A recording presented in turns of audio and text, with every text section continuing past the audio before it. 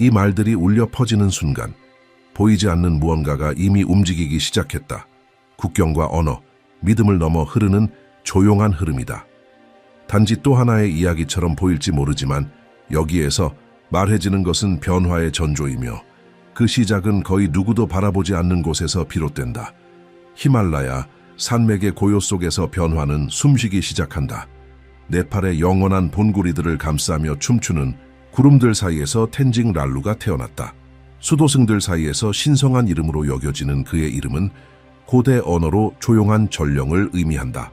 그리고 그는 실제로 그러한 존재가 되었다. 말을 배우기도 전에 평범한 눈으로는 볼 수 없는 것을 이미 보고 있었다. 그가 태어난 밤, 가장 오래된 수도원의 종이 저절로 울렸다. 바람도 없었고 어떤 손도 없었다. 하지만 존재는 있었다. 부드럽고 푸른 빛이 하늘을 가득 채웠고 수도승들은 드물게 지상에 보내진 영혼임을 깨달았다. 정복하기 위해서가 아니라 기억하게 하기 위해, 지배하기 위해서가 아니라 드러내기 위했던 텐징은 계곡을 흐르는 물소리와 대대로 속삭여온 수트라 속에서 자랐다. 그러나 그의 눈빛에는 뭔가 달랐다. 5살 때 그는 모래 위에 아시아 대륙을 가로지르는 세 개의 빛나는 점이 있는 지도를 그렸다. 7살 때 그는 사흘 동안 말없이 앉아있다가 일어나 마을을 덮칠 큰 지진을 예고했다. 이틀 후 땅이 갈라졌다. 그리고 그 상처 입은 계곡에서 경청이 태어났다. 12살 때 다른 소년들이 만트라를 배우는 동안 텐징은 오래된 양피지에 이상한 기호들을 쓰기 시작했다. 그 의미는 모른다며 그저 꿈에서 본대로 따랐다고 했다. 그 양피지 중 하나에는 동쪽과 서쪽을 잇는 보이지 않는 다리에 대한 예언이 담겨 있었다. 그것은 돌로 된 다리가 아니라 의식의 다리였다. 그리고 그 다리는 분단된 땅, 한국이라 불리는 땅에서 시작될 것이라 했다. 23년 12월이 되어서야 그의 이름은 사원을 넘어 세상에 알려졌다. 한 수도승이 텐징의 최근 환시를 진사첸샤로 쓴 필사본을 통해 전했다. 그 필사본에는 한국의 태양이 3번 꺼질 것이며 3번째 그림자 이후에는 아직 인식되지 않은 빛이 나타날 것이다 라고 적혀 있었다. 그것은 보통의 별이 아니라 이미 사람들 사이를 걸었던 영혼이었다. 권력에 3번 거절당하고 잊힌 인물이었지만 조용한 지혜를 지닌 자였다. 그는 무기를 들지 않을 것이며 전쟁을 선포하지도 않을 것이다. 그의 힘은 말에서 나오고 그의 존재는 잠든 것을 깨울 것이다. 이 예언은 퍼져나갔다. 자신이 무엇을 찾는지도 모른 채 본 이들의 눈과 이해하지 못해도 익숙함을 느낀 이들의 마음에 도달했다. 예언은 포럼과 조용한 식탁 위 사원과 SNS에서 토론되기 시작했다. 그리고 한국에서 일어나는 사건들이 계속되면서 많은 이들이 그림자를 세기 시작했다. 이미 3번의 충격이 나라를 흔들었고 누군가는 4번째 존재가 다가오고 있다고 말한다. 텐징에 따르면 이 새로운 지도자는 기존 체제에 의해 형성되지 않을 것이다. 그는 소박한 땅에서 올 것이며 잊혀진 뿌리에서 아직도 침묵이 존중받는 장소에서 등장할 것이다. 그의 얼굴은 이미 본 적이 있을지 몰라도 그의 눈은 아직 이해되지 않았다. 그의 사명은 다스리는 것이 아니라 치유하는 것이고 지배하는 것이 아니라 깨우는 것이다. 그는 자발적으로 나서지 않겠지만 그의 존재는 피할 수 없이 부름을 받게 될 것이다. 그의 재능은 힘이 아니라 기억이다. 그는 잊혀진 가치, 버려진 이름, 끊어진 인연을 다시 떠올리게 할 것이다. 최근의 계시에서 텐징은 2개의 두루마리를 묘사했다. 하나는 검은 불꽃에 휩싸여 빠르게 타들어갔는데 이는 과거를 폭력적으로 지우려는 듯했다.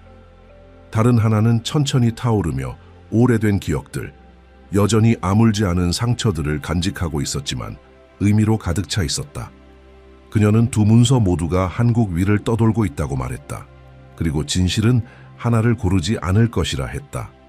그저 누군가가 자신의 손으로 붙잡을 준비가 되기를 기다릴 뿐이라고 했다. 그해 가을 초 히말라야에서 내려오는 바람이 예년보다 차가운 속삭임을 담기 시작했을 때 텐징 랄루는 7일간의 깊은 침묵에 들어갔다. 그 시간 동안 그녀는 음식을 입에 대지 않았고 스님들의 부름에도 응답하지 않았다. 그녀는 돌과 모래로 만든 만다라 앞에 앉아 허공을 응시할 뿐이었다. 8째 날 눈을 뜨고 그녀는 가장 노련한 스승들조차 얼어붙게 만든 한마디를 내뱉었다. 한국은 잊으려 했던 것을 곧 기억하게 될 것입니다. 그녀의 목소리는 단호했고 마치 그녀의 말이 아니라 세월을 가로지르는 무언가의 메시지처럼 들렸다. 그녀는 한국의 땅이 묻힌 고통을 간직하고 있으며 시간이 지나도 치유되지 않은 영적 균열이 있다고 경고했다. 단지 침묵과 진보로 덮여 있었을 뿐이라고. 그녀는 2025년에 그 균열이 열릴 것이라 예언했다. 파괴가 아니라 계시로. 사람들은 마치 시간이 멈춘 듯한 느낌을 받을 것이며 공기가 무겁게 느껴지고 익숙한 얼굴들조차 낯설게 느껴질 것이라 했다. 왜냐하면 모든 것을 뒤엎을 무언가가 오고 있기 때문이다. 그녀의 말은 믿음을 허락한 소수 사이에서 퍼지기 시작했다. 그리고 그 말에는 진실이 담겨 있는 듯했다. 한 스님이 어떻게 그런 확신을 가질 수 있느냐고 묻자 그녀는 그것은 확신이 아니라 환시였다고 대답했다. 그녀는 한국 반도가 회색 연기에 뒤덮이는 모습을 보았다고 했다. 그 안에는 세 인물이 있었다. 한 명은 낡은 여행 가방을 들고 멀어지고 있었고 또 한 명은 탑을 오르려 하지만 늘 같은 지점에서 떨어졌다. 세 번째 인물은 가만히 서서 물을 바라보다가 마침내 그 깊은 곳에서 솟아오르는 푸른 불꽃을 보았다. 그 불꽃은 태우지 않고 비추었다. 그 순간 그녀는 눈을 감은 차에 다시 말했다.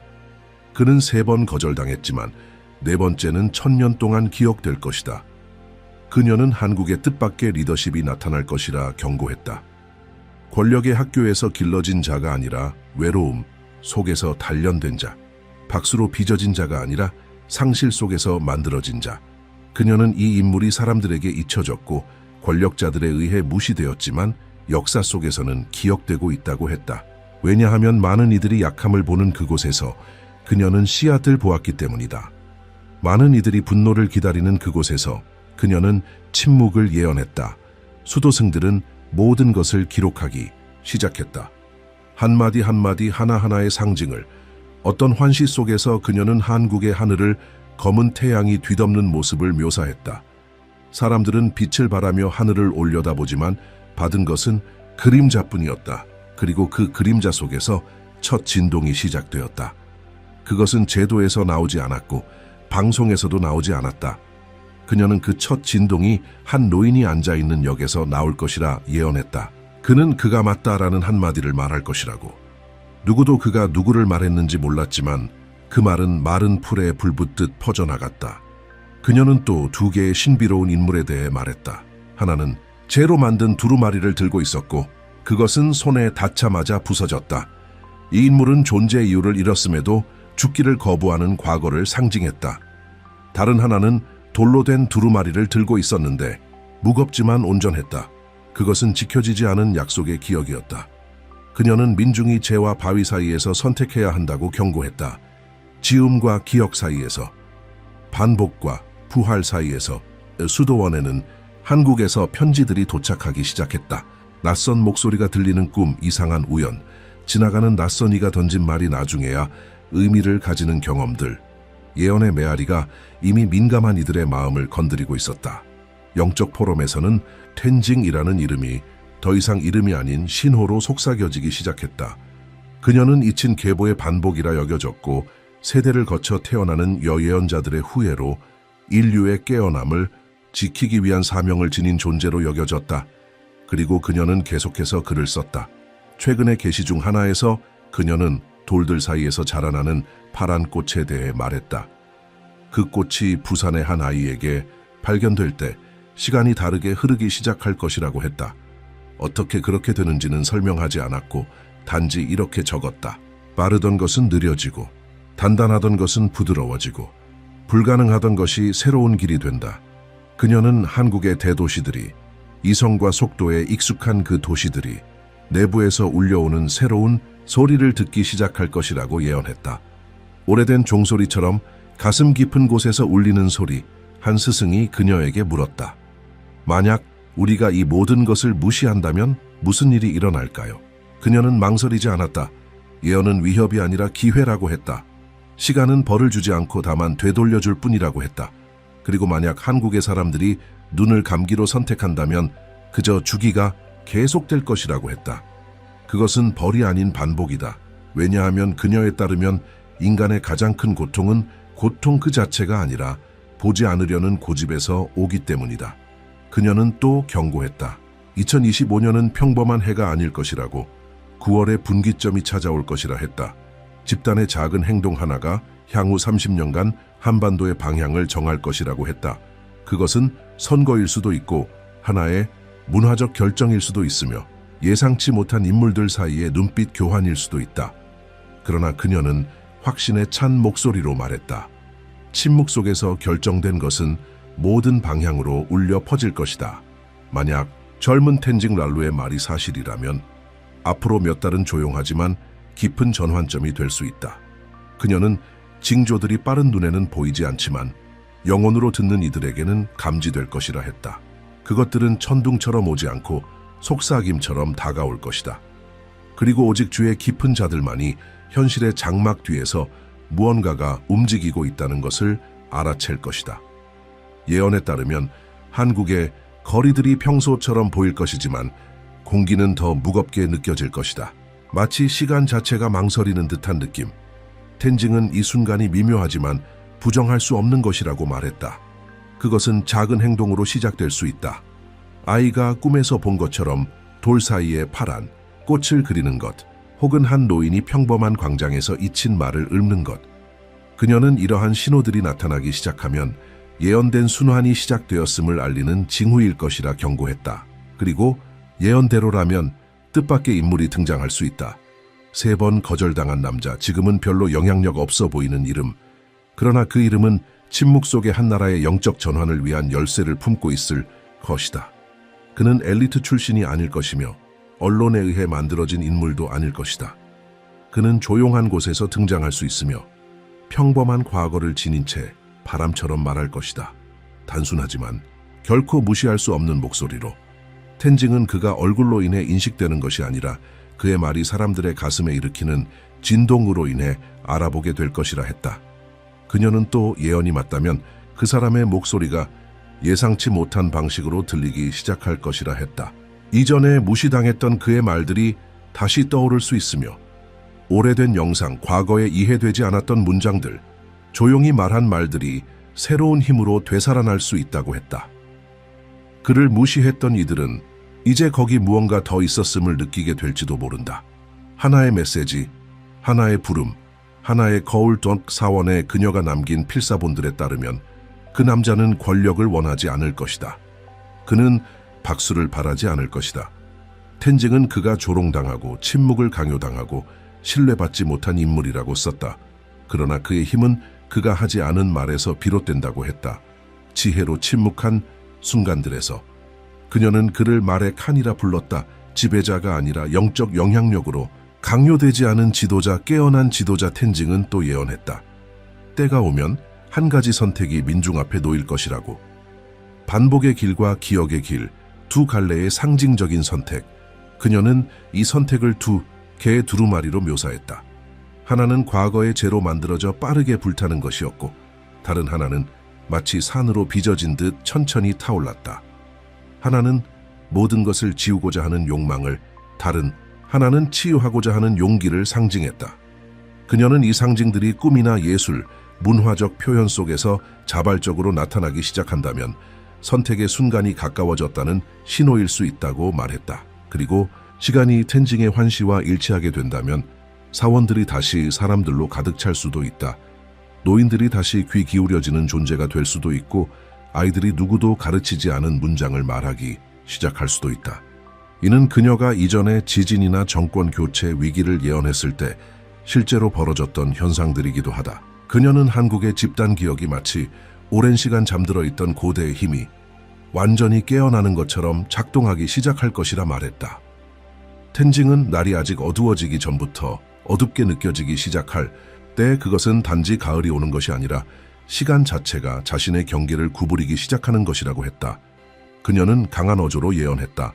새로운 지도자가 등장하기 전 한국 위로 세계에 장막이 드리워질 것이라고. 첫 번째 장막은 환멸. 사람들은 점점 말 속의 공허함, 반복되는 약속, 가슴을 더는 움직이지 않는 말들의 메아리를 깨닫기 시작할 것이다. 두 번째 장막은 침묵. 공적 인물들이 마치 사라진 듯 혼란스럽고 무기력하게 보일 시기가 올 것이며 이는 두려움이 아닌 피로에서 비롯된 것이라고 했다. 세 번째 장막은 불안. 사람들은 답을 찾기 위해 옛 장소들을 찾기 시작할 것이라고 사원책 할머니 그리고 서두르기 전의 기억들. 바로 이 순간 그녀에 따르면 보이지 않는 다리가 모습을 드러내기 시작할 것이다. 그녀는 분명하게 말했다. 새로운 지도자. 마레카는 외모로 인식되지 않을 것이라고. 그는 소리를 지르지 않을 것이나 그의 말은 소음 속에서도 들릴 것이라고. 그녀는 그가 용서를 말할 때 많은 이들이 분노할 것이고 연합을 말할 때 많은 이들이 의심할 것이라 경고했다. 그러나 그것이 바로 정해진 길이라고 했다. 그녀가 적은 대로 영혼을 깨우는 것은 안락함이 아니라 마찰이기 때문이다. 가장 최근의 기록 중 하나에서 텐징은 인상적인 장면을 묘사했다. 어느 날이 오면 그녀는 말했다. 3명의 젊은이가 한국의 서로 다른 장소에서 동시에 약속하지 않았음에도 똑같은 말을 할 것이다. 그가 우리 가운데 있다. 그녀는 이들이 누구인지는 밝히지 않았다. 그러나 한 명은 인천에서, 또 다른 한 명은 광주에서, 마지막 한 명은 북쪽 바람이 부는 국경에서 올 것이라고 적었다. 그녀의 환시에 따르면 이것이 실제로 일어난다면 그것은 계시의 순환이 완성되었음을 알리는 징표가 될 것이다. 그녀는 이 시기에 많은 이들이 그 징조들을 믿지 않으려 할 것이라 경고했다. 가짜 뉴스가 떠돌 것이고 무작위로 이름들이 거론될 것이며 예언의 자리를 차지하려는 경쟁도 벌어질 것이라고 했다.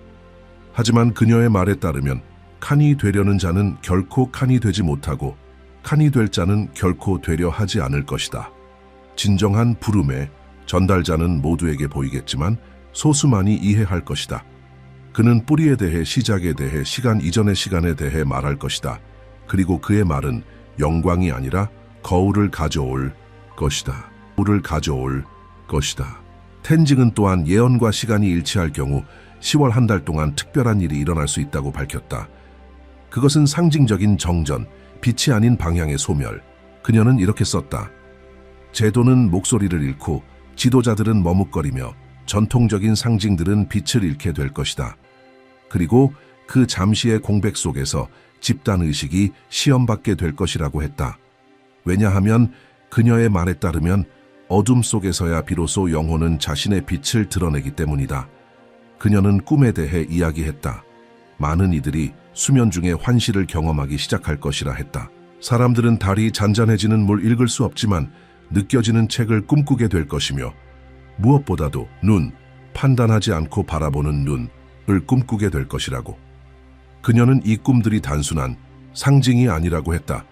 그것은 활성화이며 자신도 모르게 조상으로부터 물려받은 사명을 간직한 민족 안에서 다시 불붙는 영적 기억이라고 했다. 그리고 가장 수수께끼 같은 그녀의 글 중 하나에서 이렇게 적었다. 한국은 단지 국가가 아니다. 그것은 성스러운 장이며 잊힌 약속을 품은 땅이다. 세상의 바람이 강하게 한국을 향해 불어올 때 그것은 파괴가 아니라 각성을 위한 것이다. 그녀는 반도의 양측이 긴장과 불신의 시기를 지나 단 한 번 눈을 마주하게 될 것이라고 예언했다. 그리고 그 눈 맞춤이 실제로 일어난다면 그것이 대륙 전체에 영향을 미치는 에너지의 균열을 일으킬 것이라고 했다. 정치적 통일은 아니겠지만 더 섬세한 차원의 통일, 진동의 통일이 일어날 것이라고 했다. 텐징은 또 두 장의 잎에 대해서도 말했다. 첫 번째는 재로 만들어져 죄책감과 두려움의 무게를 지닌 것이었고, 두 번째는 수액으로 만들어져 세대를 이어 흐르는 회복력, 기억, 조용한 사랑을 상징했다. 그녀는 한국 민중이 이 두 가지 중 하나를 선택하게 될 것이라고 했다. 선거에서가 아니라, 회의장에서가 아니라 친밀함 속에서, 가정 안에서, 부모와 자식 사이의 침묵 속에서, 이웃 사이에서, 기억하는 자들과 아직 깨닫지 못한 자들 사이에서. 그녀는 또한 자신의 메시지를 무너뜨리려는 시도들이 있을 것이라 경고했다. 과거에도 그랬다. 그녀가 마을 우물의 고가를 예언했을 때 아무도 믿지 않았다. 지진을 예고했을 때 사람들은 그녀를 꿈꾸는 아이로 치부했다.